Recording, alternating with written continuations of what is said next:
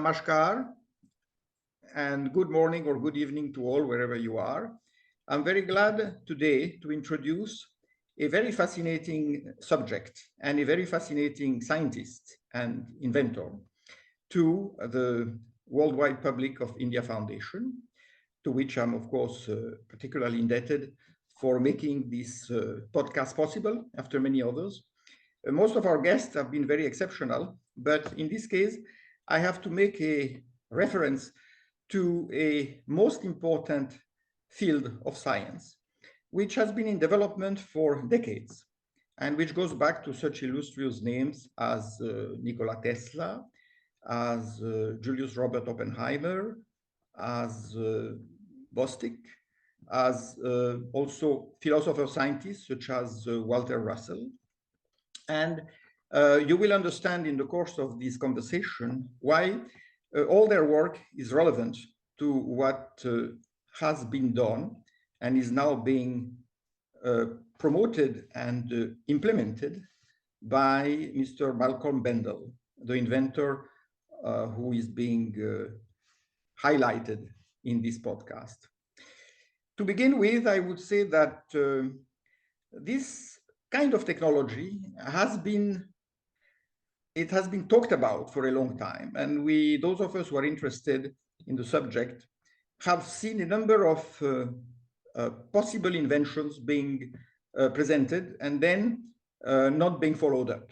You know, there is apparently a very powerful force in this world which maintains the status quo and which is generally very skeptical or even hostile to anything that looks like a disruptive technology. When a technology is too disruptive, it tends to be held in check. And perhaps it is only being kept for the use of certain military industrial corporations, but not really made available to the public. And in this case, we have an inventor who, in the true spirit of humanism, has made his invention available open source. And those of you who want to know more can check the website of the Strike Foundation, Strike like S-T-R-I-K-E, foundation.earth, like the planet. Now, I will let one of the friends and colleagues of the inventor, Mr. Randall Carlson, a famous explorer, specialist in sacred geometry, architect, designer, who is very closely connected to the work that Mr. Randall has done. And I will let him say a few more words about what this conversation is all about. Many of you may have seen Mr. Randall Carlson on a number of shows, which have been broadcast all over the world. In fact, lately, he was with Graham Hancock on the Joe Rogan Experience, which, as you know, is one of the most widely watched podcasts in the US and elsewhere.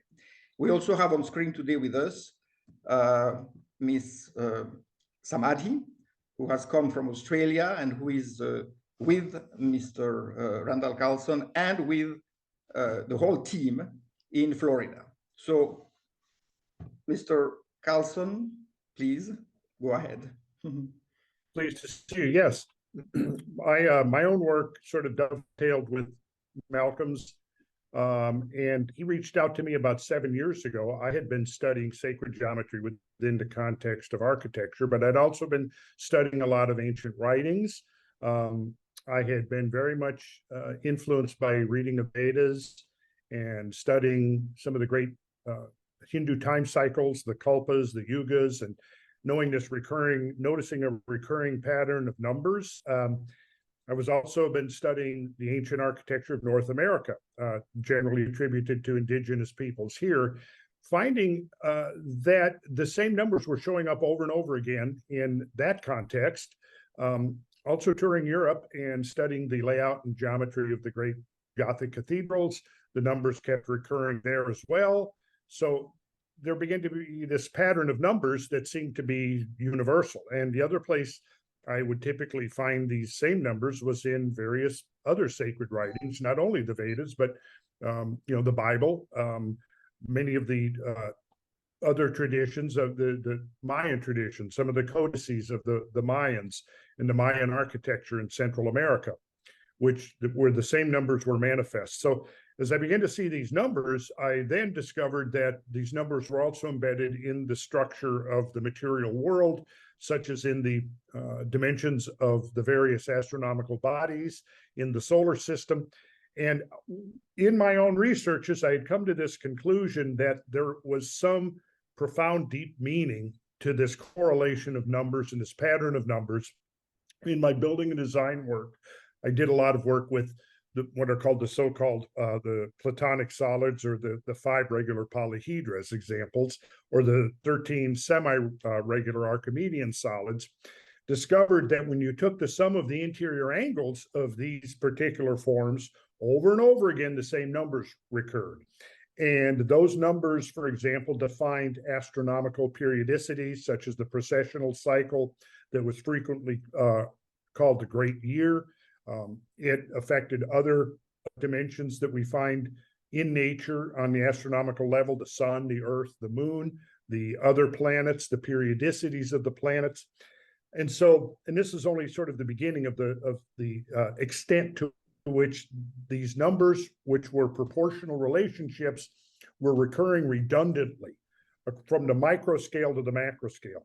So in my mind, I see these numbers that are embedded in nature. I see them also embedded in sacred writings, in sacred temple architecture, cathedrals, things like this all over the world. So I'm going, this is beyond coincidence. What is the meaning to this? And I'm now at this point in my researches where I know I've come up against sort of a wall, if you will, thinking, I know there's something beyond this that makes sense out of all this, because it's so far beyond coincidence. This is about the time I get a phone call, and it's Malcolm Bendall. And he starts talking to me about these numbers, his researches. And at first, I'm a little bit thrown back because it kind of come out of the clear blue. And he had seen some of my work and had seen the same numbers showing up in the things that I'm presenting that he was working with. So that was kind of how we made that connection in the first place about 7 years ago. Over the course of this last 7 years, he's been slowly unfolding to me what's actually embedded with these numbers, or what's going to be manifest out of these numbers, which is something I had already begun to suspect. Like in my work with Graham Hancock, as you mentioned, we've traveled together. I've helped him research some of his books, and he's been grasping at this idea that there was another order of civilization that has been lost to history because of great changes and things that have happened through the course of planetary change. So he really kind of steered me into asking these questions about whether or not there could be a technology involved. And his conclusion was there was a technology involved because there were just too many things that were inexplicable within that framework, that model of hunter-gatherers or subsistence farmers, maybe taking time off to build pyramids or whatever the case may be. So that idea was in my mind that there was probably some kind of a technological manifestation to this system, because it couldn't just be some random series of numbers. There had to be more meaning to it. So that is when I began these conversations with Malcolm. And so it has led literally up to this, where, I have agreed to do whatever I can to help, now that that they're outsourcing this knowledge, to use my forum and my voice to help put this information out, only because I've already sort of established the basic vocabulary. I'm still grasping the principles and the details of it. And it's going to be some time before it's going to take me at least more than a few weeks to understand 50 years of Malcolm's research, but I'm giving it my best effort. And so, I'm here with Samadhi and Mike Robertson. Mike Robertson is the founder of HowTube, and HowTube is going to be a venue, an internet platform, primarily for education, and it's also going to be very much free speech. It's going to be and Mike is going to explain it a little better. He's going to sit here for a minute or two, and he'll explain the working of HowTube. So we're collaborating with HowTube, and that's going to be an important pipeline for putting Malcolm's information out there. And I'm going to be using my own podcast, my appearances on other podcasts, including Joe Rogan's and others, to be able to try to translate the details of his highly technical information into a form that's understandable to the educated layperson.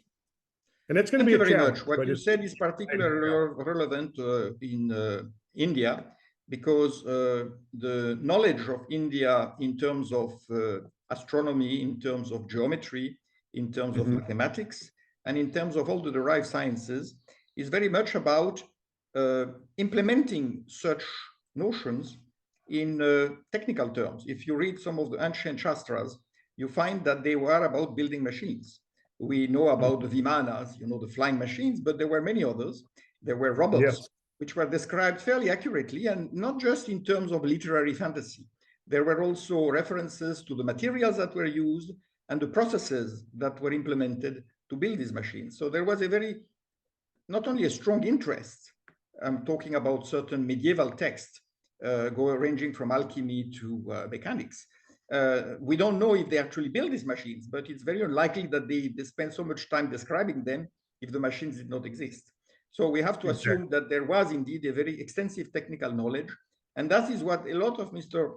Bendall's work is really related to. Now, Samadhi, I would like you to say a few words as far as your role and connection to this entire project, which essentially is about bringing a technological revolution into this world. Sure. So I've worked with Malcolm Bendall since 2009.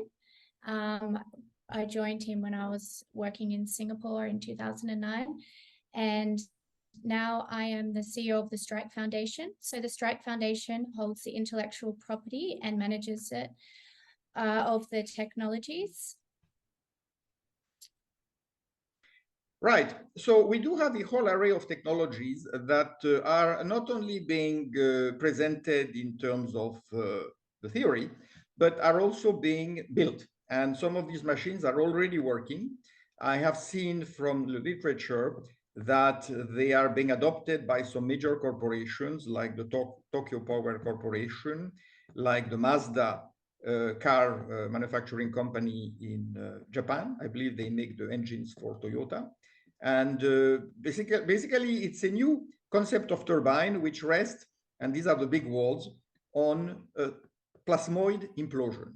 So instead of the technology which is about explosion that we have in our, in the last 100 years or so, we have implosion, but implosion built around the concept of plasmoids. Would you like to say something about that? I'll leave that for Mr. Bendall to comment on. Right. Yes. So I don't know if now you would want perhaps, you said there would be a short presentation of how to, right? And then Mr. Bendall can come online and he can address some of the questions that I'm sure are immediately arising in people's minds. Greetings. This is Mike Robertson. Mike. Hello there. Welcome. How would you say how to can help further the technological and scientific concepts developed by the Strike Foundation? Well, it's about education. The fundamental principles and the deep science with the corporations that are going to be using it all over the world is one level, but the other level is educating the public, educating people at different areas of interest, different levels of knowledge, scientific background, and so forth. But a big component of this entire movement is getting the public fully informed as to what this technology is, what it means for the world, and that's what HowTube is about. HowTube is a relatively new platform. Randall Carlson has helped me develop it, but it is fully operational and it is 100% owned and controlled by ourselves with no outside influences to meddle, if you will. So the bottom line is with with Randall diving in to work very closely with Mr. Bendall to learn the technology and figure out the best way to deliver it to the public. HowTube is going to be one of the primary, not the only one. We're going to distribute it all across the internet in many different formats, across many different platforms. But HowTube will be a fundamental base for a lot of the specific information that is delivered by Mr. Carlson with Mr. Bendall's full support and guidance. And it will be delivered in a very simple, chronological way that people can interact with, ask questions, take courses. There will be a combination of free and paid things that you can do, but it's focused, and the primary intent is to educate the public in a way that creates knowledge and support behind this extraordinarily important technology. Let me ask you this, since you are obviously with Mr. Bendall looking at the commercial and financial implications. Since it is open source, and yet you are going to be, I suspect the foundation from what I've seen is licensing the technology to users. I know there is a plant in Thailand. Coincidentally, since we're in India, I should say that Mr. Bendall has done some of his most important research when he was living in the Maldives for the last few years, so close to India for sure. And so that in itself also shows there is a definite Indosphere in the concept. But this being said, how do you expect the open source concept to combine with the inevitable requirement for some licensing procedures? Well, that's a fundamental inner workings question, which I believe Malcolm should answer that, because it's very deep rooted into the business model and the licensing and the distribution of the technology and so forth. My role is going to be to facilitate the education and the delivery of that education, as I just explained. So I'm sorry to dodge the question for you there, but that's a good question. It's fundamental to the inner workings of the entire global organization that Malcolm is building. And I'll let him give you the details on that. So I'll leave you with this thought. There's a lot of different places to go on the internet to, learn things and get the information that you need. And we will be using many of them, but we are going to have a nice, focused, clear, concise, detailed breakdown of the technology on HowTube for the entire public to interact with, to learn at multiple different levels, and comment freely. And from that perspective, we hope that we can deliver exactly what the world needs.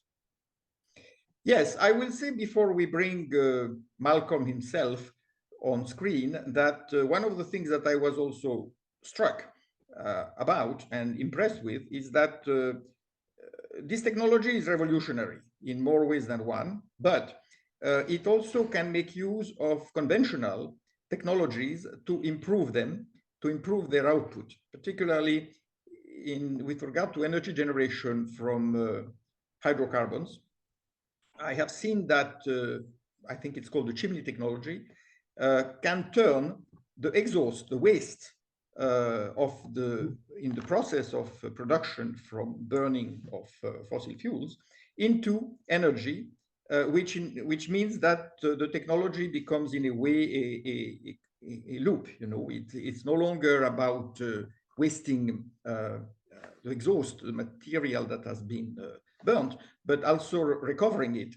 And that in itself is a very powerful thing, because it means that you are eliminating the pollution, and you are at the same time using a sector which obviously is very well entrenched and which will not easily be displaced. It will take a long time to displace the fossil fuel energy, as we can see nowadays in the wake of the energy crisis. So the fact that this technology can actually adjust to existing models and improve them means that you are avoiding some of the problems that could be caused by a traumatic shift to a completely new technology, which could just devastate a lot of our conventional economy, which is one, I think, the reason why so many governments are actually very afraid of disruptive technologies.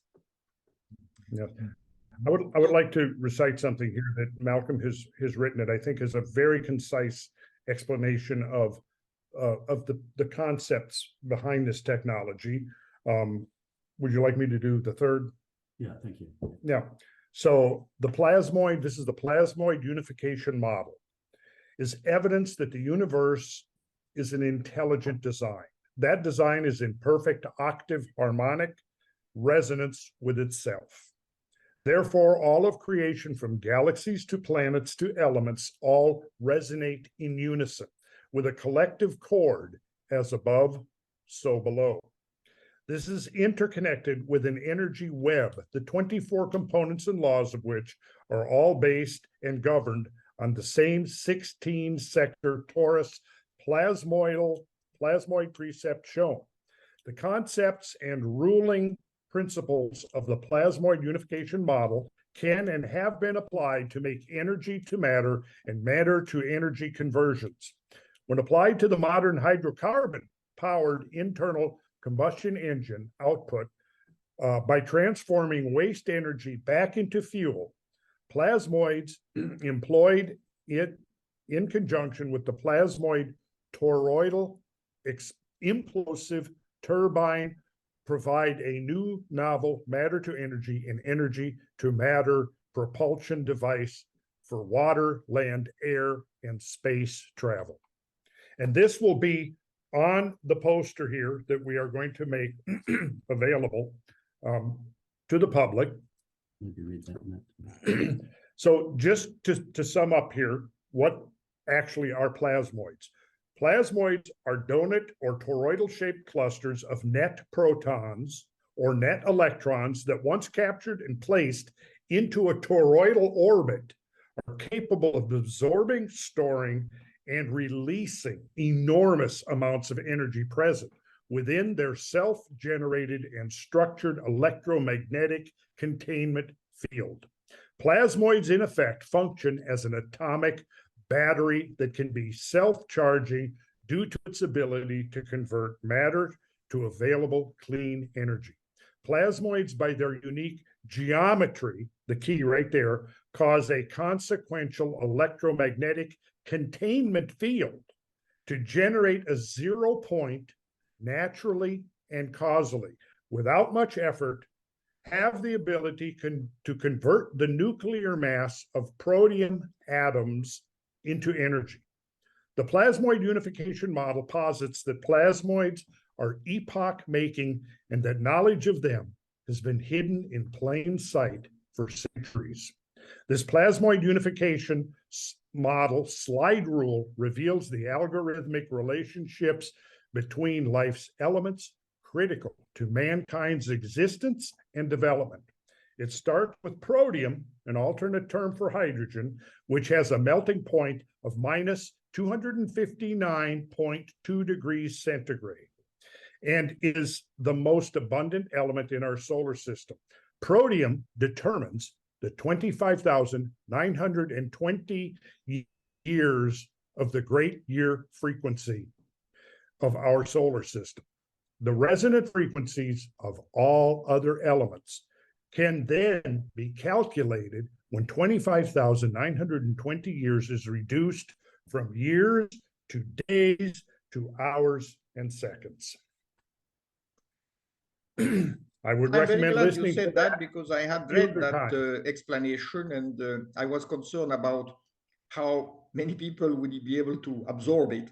But the way you said it opens the door to a lot of thinking. And as I said before, one can go on the website and read it and get into the whole details of it.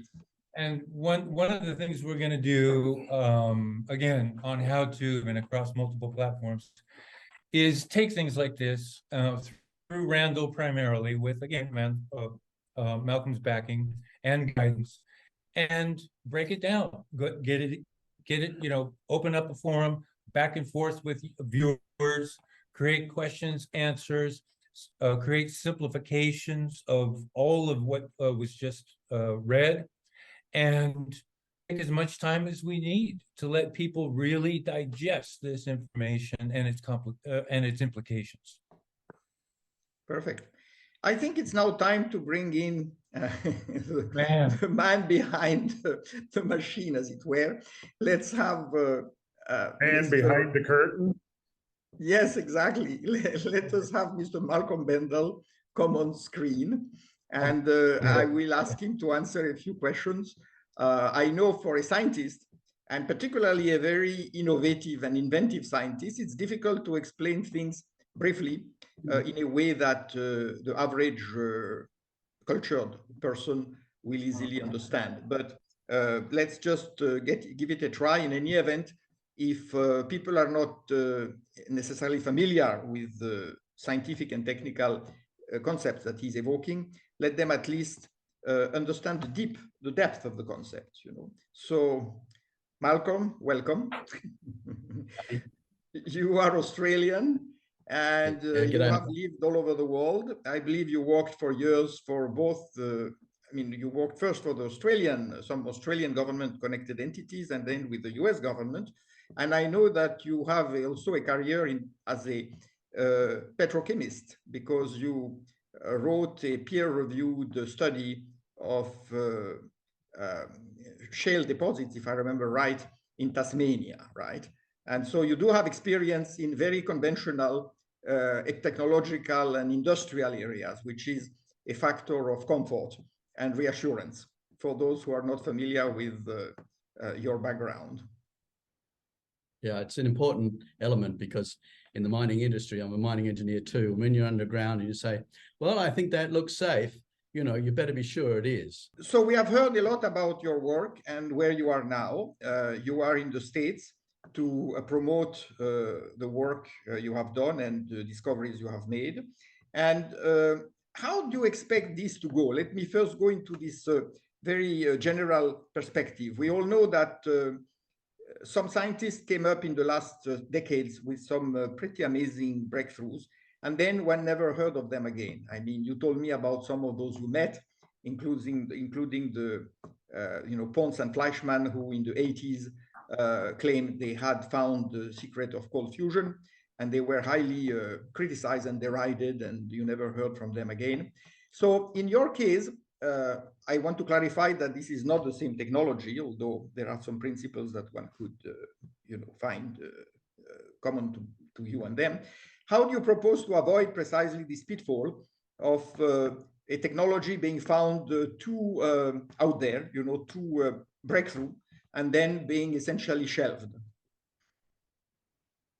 Well, I think that it's about timing. And I was just talking to Randall about, he's done his life's work. I've done my life's work. It's a matter of timing. So when the time is right, and I think that you need, in every industry, you need people that are icebreakers. Someone to go ahead and do what no one wants to do because it costs too much and it's too painful. Ice is sharp and it cuts you. So basically, those people have done the hard work, especially Ken Shoulders, his lifetime's work, Nikola Tesla, obviously with the planetary power plant, which you can see I have acknowledged here, and I've improved upon it with current knowledge and technologies that Tesla didn't have the materials really. He was ahead of his time. And sort of the whole story of Nikola Tesla, I think pretty much encapsulates what you're talking about, and that is when JP Morgan, Tesla was so excited, and I've had the same experience, and it's really quite crushing, and it lays you on the canvas, it knocks you down. It's no good saying anything else. You're bloody and you grab the rope and you drag yourself back up again. But with Nikola Tesla, he received the full wrath of, at that stage, the oil barons who were out of control. And, the Parliament or the US government eventually had to step in and break up those monopolies because it was just too much of a concentration of power. Now, Nikola Tesla, for everyone viewing, there's one thing I need to get over, and this is why I've come on behalf of those I love. One, the planet that I love, and also I have love and respect for everyone that trailblazed me. I'm a trailblazer myself. I'm a miner. I know what effort it takes. I know the cuts and bruises you get and the privations and deprivations that you have to endure to get a vision into reality, to make a dream come true. It's a lot of energy, and we stand on the shoulders of giants. I'm a conduit for information. That information I've sought through every source I could possibly get. And what I realized when I was at university is that we didn't have the knowledge. Something was terribly, terribly wrong. And I couldn't put my finger on it, but I knew it was wrong. When I was 14, I knew it was wrong. So I've been trying to search for what I knew wasn't right. And that's what Randall's work has been about, is a search for the truth. With Nikola Tesla, when he drove his car from Canada to Miami, just using 7 aerials and a tuned electric motor with his Wardenclyffe tower, right? And he came back excited. Mr. Morgan, I've got it. It's free power for the whole world. And the one question that came into JP Morgan's mind is, well, wait a minute, I can't put a meter on that. Like you're just announcing that you're empowering people. And I would say, as a real lesson to the world, that I think everyone looks to their government and should look to the people they're working with and ask yourself this question. Is what they're doing empowering me and empowering the world?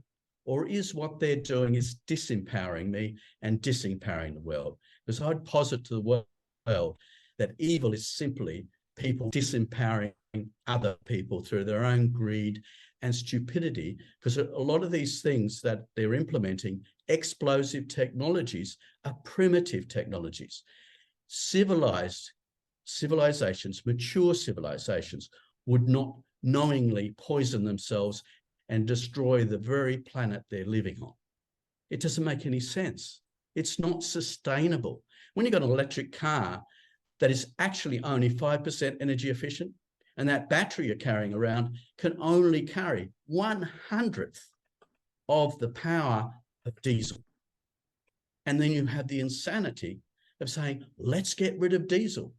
Well, everyone thinks an electric car is you just plug it in and it goes. But where does that power come from? Absolutely. Yeah. That's a fundamental problem. Fundamental. It's a childish, ignorant, completely self-defeating, and science. I think there was a book. The title was, you might be able to. There was that civilizations don't die; they commit suicide. Right. And when you have a philosophy by a government, by the UN, that let's get rid of this stuff. The plants love CO2. The planet loves. Go to NASA. 7% greening since the Industrial Revolution. Plants are cheering because they were just about to die. And by the way, we were just about to die. When the dinosaurs were roaming around, probably 5,000 parts per million CO2, but a huge amount of oxygen, right? So they lived in that. When you go to a picture theater, you've got maybe 1,500 or 2,000 parts per million CO2, right? And it was 200 ppm before the Industrial Revolution. Yeah, 180 at the end of the Ice Age, 10,000 years ago. Yeah, 30 parts per million above the point at which 30 parts per million above the point at which the biosphere begins to die off. It came that close to extinguishing biological life on Earth. And so we have to ask, what is the optimum percentage or concentration of CO2 in the atmosphere? And it's certainly going to be well above 180 to 200 parts per million. 280 parts per million at the beginning of the Industrial Revolution, just over 400 parts per million now. Yeah. So these are really touchy issues, as you are aware. And I think that the debate is ongoing, but unfortunately, there is only one voice that is heard above all others, which is the voice of the current global authority, if you want to call it that way. But I'm back to what you are doing, and I would ask you the question that JP Morgan asked Tesla, which is, how do I put a meter on what you do? Or in other words, is there a way, because that's a very valid concern, how does that fit in the energy economy? I mean, is it whenever you say free energy, people tend to cover their faces and run away. But as far as you are concerned, how do you factor the economic ingredient in the equation? Well, I think the thing is that it goes back to, like, with every change in technology, like, horse and cart, they were scaremongering. Well, the horse and cart, you can't be superseded by the railway. And then when the railway came in, you can't be superseded by, everyone's going to lose their jobs. There's going to be a catastrophe. But history teaches you that every industrial revolution, everyone rises on the, floats on the rising tide. So if fundamentally it's not, I want to get right away from any concept that anyone has of free energy. Nothing comes for free, because just simply changing the amount of the size of something, say from hydrogen to helium, it releases energy. Helium, to lithium, beryllium, boron, carbon releases energy. Going from carbon to oxygen releases energy, because as it grows, you have a release of energy in our dimension. So that's how it works. So for example, with Nikola Tesla, it wasn't free energy. It was just simply, instead of thinking of a small solar panel, he thought of the globe itself as a solar panel, because it's got sun 24 hours a day. It doesn't have clouds between it and the ionosphere and the sun. So you're talking about, why not just connect that up? You only need one connector, and that's an ionized path. And the plasmoids are the ones that make the ionized path that lightning then travels down. Because ionization means it's like a copper wire, but a copper wire will not take the sort of voltages and amperages you're talking about, that if you connect to the ionosphere, you've got hundreds of millions of volts, hundreds of thousands of amps. It can't be held in a normal thing. So that's why Nikola Tesla put underneath, what was underground on his Wardenclyffe tile, what was underground at Colorado, was the things that people did not see. And they were the things that were cemented over. Because I think it's worth just reminding everyone that Nikola Tesla's work, when JP Morgan wanted to get rid of that technology because he couldn't put a meter on it, if he had sat down and thought for a minute, it didn't matter. If he had have gone ahead with Tesla with the Earth as a solar panel, right, then, and it's forever, right? And my posit is that the pyramids and these were ancient technologies, were well known and lost. The last plasmoid generator that I can find in recent times was built by King Solomon. It was called Solomon's Molten Sea. But you can see it in the Vajra, that is actually a plasmoid generator. And you can see it in all the that's a fundamental Hindu and Buddhist symbol, the Vajra, which is carried by god Indra, who is the god of thunder and lightning, and also, of course, by the Buddha, who is the Lord of Enlightenment. So that's a very important reference to the Indian philosophical and cosmological tradition. Let me ask you this. In fact, you have talked about the possibility of building such an energy generator in the Himalayas, which would indeed provide energy on an enormous scale. And I believe you would like the Indian concerned authorities to consider that proposal. And from what I understand, you have the available prototype that can show how it works, right? Yes, and if you go to strikefoundation.earth, it's open source, as you said, and we'll get to the commercial idea of that, is because it goes to the same principle, I suppose. So I'm talking about the energy from the sun, the solar panel, right? So if you have the sun coming, sorry, this the other way, the sun energy comes in, goes to the earth, charges it, and all you need is a mechanism to discharge it. This is a cross section of the mountain here.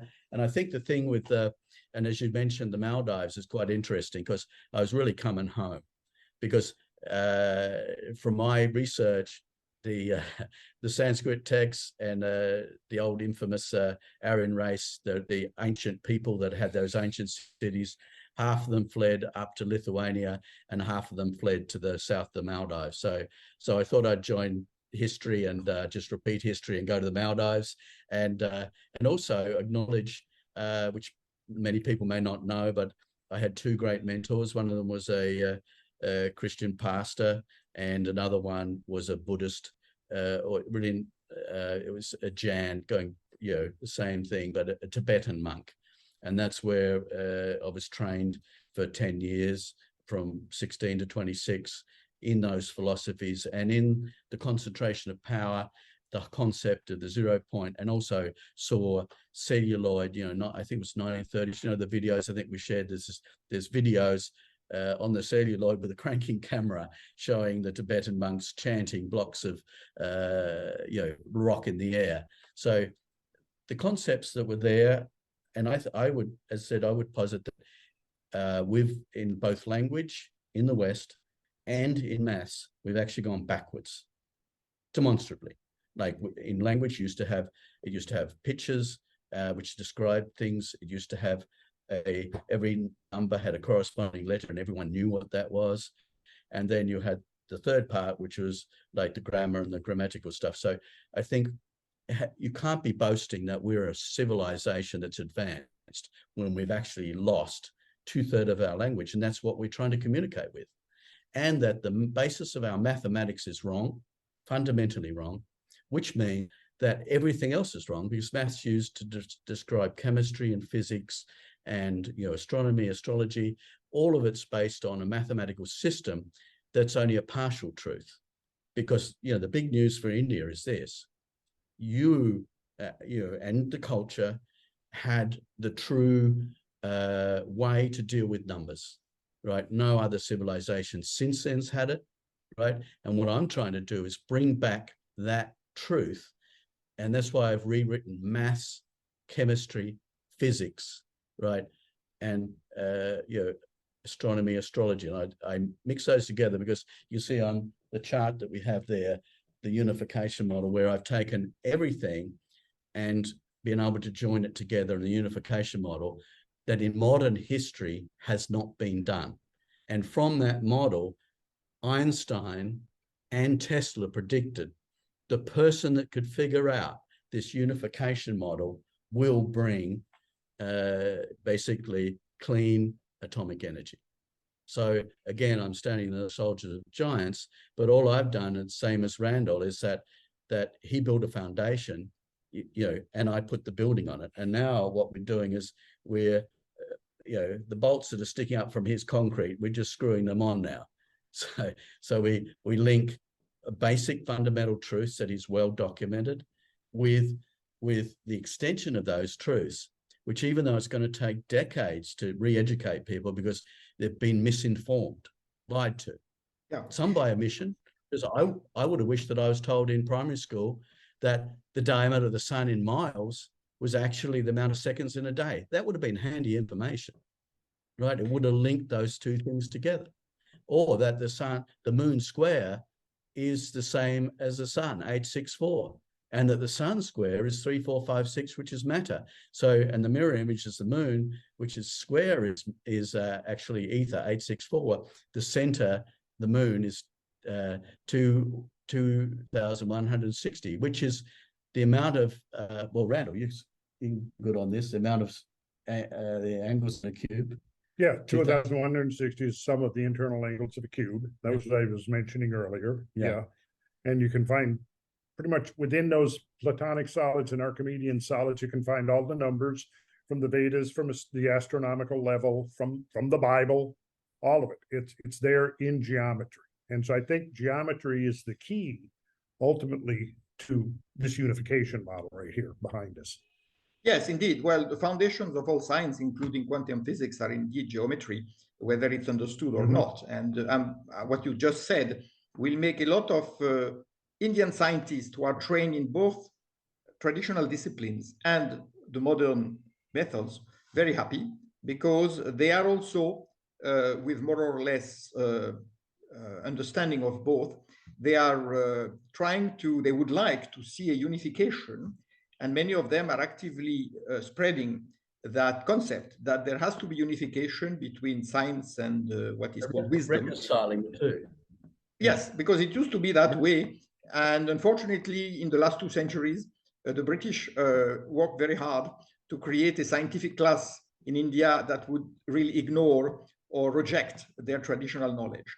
And those who have made the connection again, are doing very interesting work in mathematics, showing how a lot of the way mathematics are taught in the world nowadays is incomplete and is wrong. And likewise, we are not trying to demolish Einstein, which has become somewhat popular in certain circles.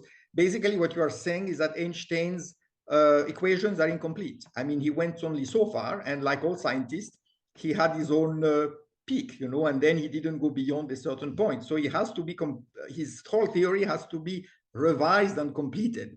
We are not canceling out the work of predecessors, but we are simply bringing them into a new stage, just like quantum physics did for, you know, the relativity theory, basically.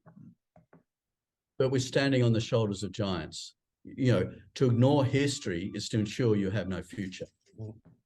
You know, you go back to go forward. And if there's nothing new under the sun, then everything we've got now, including of just bringing forward something that was lost. And basically, you know, the sacrifices, and, you know, I will actually take this opportunity to show people like the book from Roland Perry. Yeah, yes, that is a book about you, right? It's a novel, but it's about you. He calls you the shaman, right? I'm taking the fifth on that.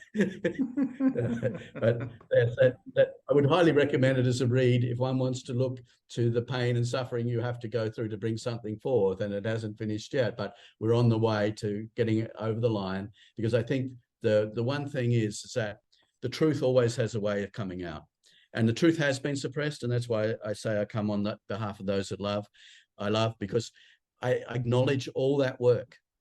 And, you know, and I also acknowledge, you know, Randall's work, you know, because I'm just standing on the shoulders, and my mentor's work, you know, because it's a combination. Even the people that we have here now is a combination of like-minded people that value the truth, that find it inequitable, that when you have technologies that can provide free energy to the world without polluting it, because I can tell you, if we keep going the way we're going, we will not have a planet to live on. You know, and it's not the shiny toys over here. It's not global warming. It's not climate change. It's simply the fact that we need an ionosphere, and we need the negative charge in the atmosphere. We need it to hold onto our ionosphere. If you start putting positive charge in that atmosphere, positive, you know, will repel positive. If you lose that attraction, you start losing atmosphere. Therefore, you lose the weight of the atmosphere. You lose the weight of the atmosphere, the oceans boil off. Look at Mars. It's been done before, right? Yes, that's not coming out now. That's becoming acknowledged, you know. Let me ask you then sort of a final question, because you just referred to the fact that, you know, there is a lot of suffering for inventors who go on the path that you are on. And as you and I, and probably Randall and others suspect, there is a great deal of military-funded research going on behind the scenes, particularly in some of the great powers, which is denied to the public. I briefly hinted at that in the introduction. And we believe, from some of the names that we know, people like Salvatore Pais, working for the US Navy in San Diego, I believe, and people like Harold, you know, I mean, I'm thinking of Russell Targ, and his colleague who have built the Earth Tech Institute, and also the Texas Institute for Advanced Studies in Austin. There is a great deal of research which is probably in the area that you are working in, and yet we don't see almost anything that we can implement because it's probably all under wraps.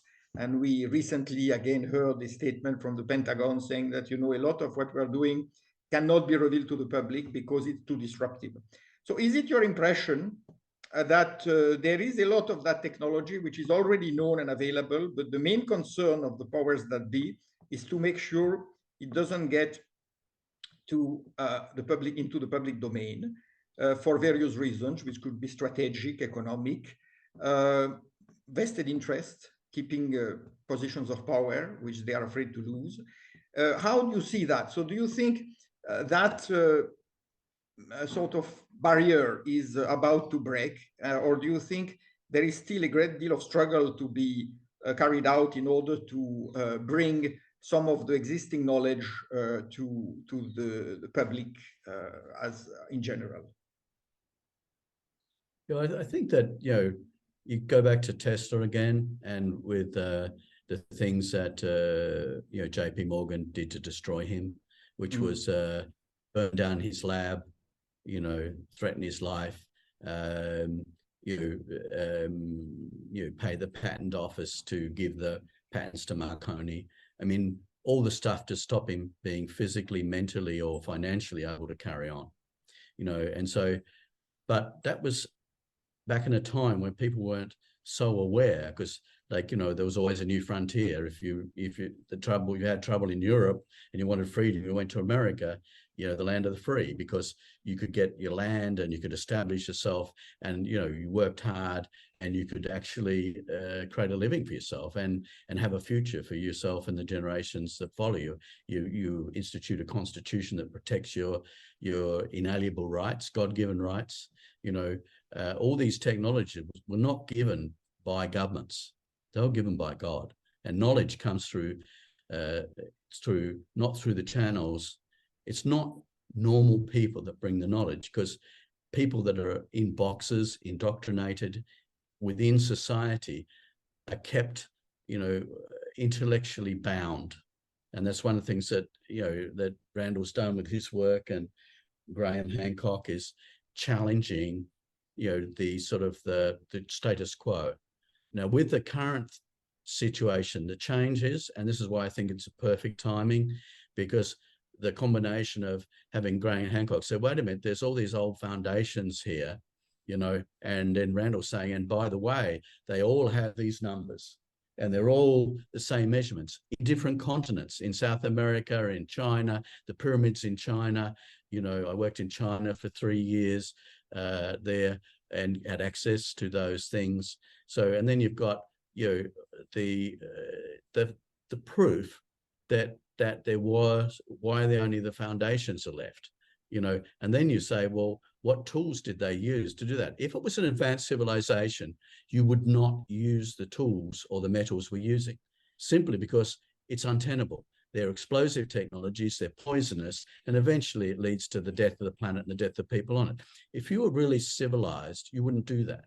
Now I think the change is that the military-industrial complex, the world, has realized, wait a minute, this is a planet with finite resources. We're all living on it. Someone burns a hole in the atmosphere above their country, we all suffer. And I think that is the turning point. And I think coming together with the history, with Randall, with the basis of sacred geometry, which is the key. It's the key of David. It's the key of the Sanskrit. When the cause of all causes is known, everything knowable is known, and nothing remains unknown. That's simply a truth. So what I'm saying is, I'm just saying, others come before me, and I've spoken to them. I spoke to Martin Fleischmann, and he did, his results were repeated at MIT, but they didn't publish them. Now they have a cold fusion thing. So there's been a change. They have a conference now. And these words that were taboo, because everyone jumped on the bandwagon of howling these guys down. But it was a plasmoid, and they had figured out something, and it started a little fire. But that fire was actually identified by Winston Bostick in 1957. And then that work that was carried on by Ken Shoulders. And what I implore the American government to do is release his work. Why is that bound up? Because his work was so instrumental and so foundational that he proved with scanning electron microscopes and mass spectrometers that, in fact, the plasmoids alter matter. You can fire one into copper and you can turn it to gold. That's direct matter to energy conversion, absolutely irrefutable. Right. And you can go to my notes, and I've written it all down, and it all is governed by the matrix of sacred geometry. Right. Nothing happens by accident. It's no free ride. It's not free energy. It's smart. You just can take matter with a catalyst, which happens to be called a plasmoid. We call them, that's generate in air. And they're the plasmoids that actually create the path of lightning, you know, and you can refer to the Bible, Job 38, 35, and read it for yourself. But, and I think the thing is too, that to poo-hoo ancient knowledge, you know, if there's nothing new under the sun, and which says both in the Sanskrit and in the Bible, right, that these are sacred texts that should be revered, because you're disrespecting your ancestors, you're disrespecting your roots, you know. And as I said, if you don't go, the further you go back in history, the further you can go forward in life. And I'd even change that to, you know, the further you go back in the history, you can learn that you can destroy a planet, and you can make it unlivable, and you can make it living hell for the inhabitants on it if you disempower them. But if you can use the whole planet as a solar panel, and you can engage the plasmoids, yes, it's an industrial revolution, but what does history show you? They'll tell you, oh, this will be a disaster and we'll fall off a cliff, which they said when the horses were replaced by steam engines, but the steam engines are replaced by car. It's the same mantra. It's never true. Each one has an industrial revolution, and this will be another industrial revolution. The people that are rich now will be unbelievably rich, but that's not the point. That's the 1% or the 10%, whichever way you want to look at it. It means that the average person out of the 8 billion people on the planet will have access to free energy, which means they don't have to put petrol in their car. They don't have to pay an electric company for their light and their power, their air conditioning. You don't have, your planes are running off the same system. Your ships are running off the same system. Your submarines are running off the same system. Yes, it's a change, but it's a necessary change. And at these points of necessary change, there's certain people that are called back off the bench, right? And I think they're called avatars. And that would be people that need to come off the bench at the turn, you know, at the turning of the tide, because we are at that point. Civilization is at a point. If civilization doesn't realize that its energy economy is unsustainable, then society is unsustainable. So then any arguments about who's got the biggest military or who's the most powerful government or who can control who are all Pyrrhic. Because if there's no planet, the boy with the most toys is dead anyway. So he's the equalizer. It's a great equalizer.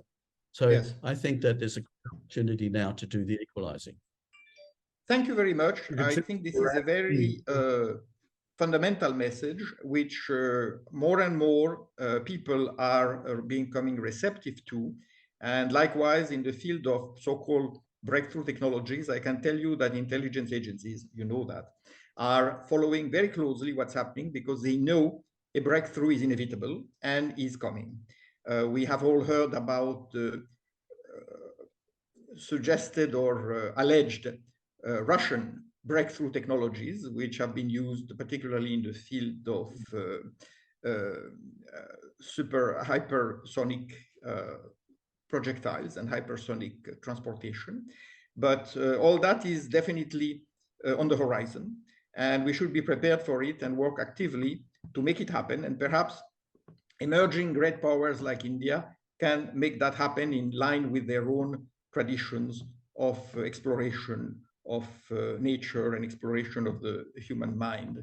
I don't know if you wish to say a few closing words, Randall, and then we will have to unfortunately end it here, because we have gone above sort of beyond our time limits, but it wasn't worth it, and I'm glad we did.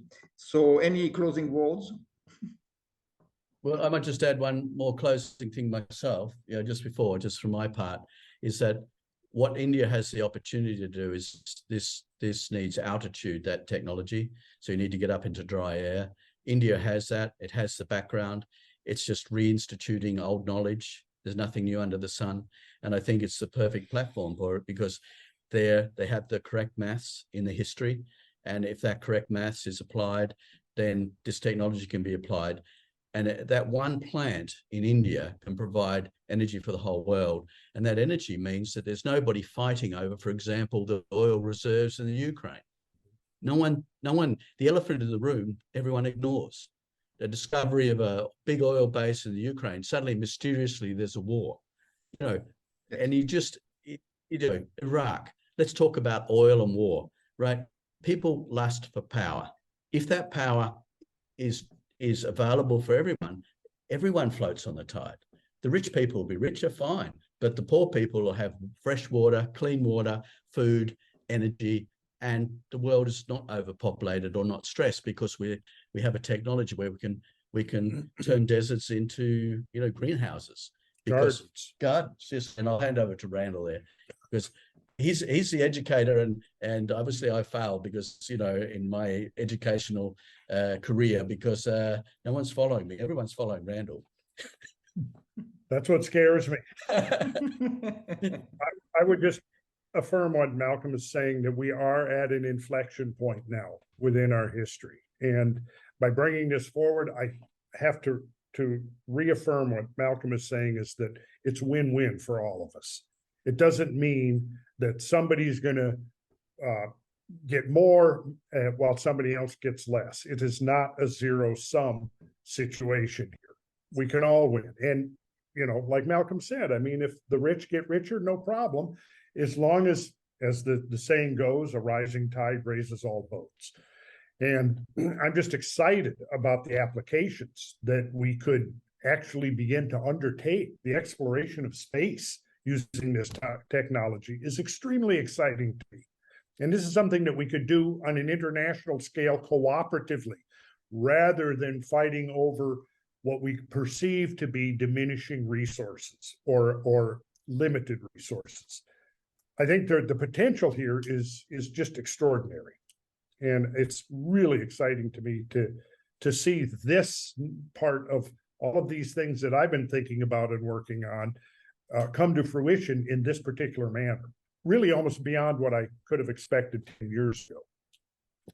Right. So, I will quote only one number which attracted my attention, which is that the turbine that has been built on Malcolm's principles, that turbine, the Bendall turbine, is, from what I saw, and this has been proven, 90% lighter than a normal turbine, and it can deliver an exponentially higher amount of power. So think of that for civil aviation, right? I'll leave you with that thought. 5,000 is the number you look. 5,000 times. 5,000 is the number. That's extraordinary. Yeah, For the hard to swallow, but the standard U.S. Army 36-inch turbine that which is 1,017 square inches in a 36 standard test turbine, and our just to give you some metric, say an F-35 fighter is 40,000 pounds for that full 1,017 square inches, whereas our technology is 1 square inch is 200,000 pounds of thrust, which is 1 square inch, so it's 5,000 times, right? And if you want to go and look at these results, you can see those results, and you can see the papers from Ken's shoulders. We stand on the shoulders of giants. If wonderful, in the spirit of trying to educate and get this information out, the 3 websites, my website, randallcarlson.com, howtube.com, and strikefoundation.earth would be the 3 sources of information going forward here. And he mentioned. Yeah. Okay, sorry.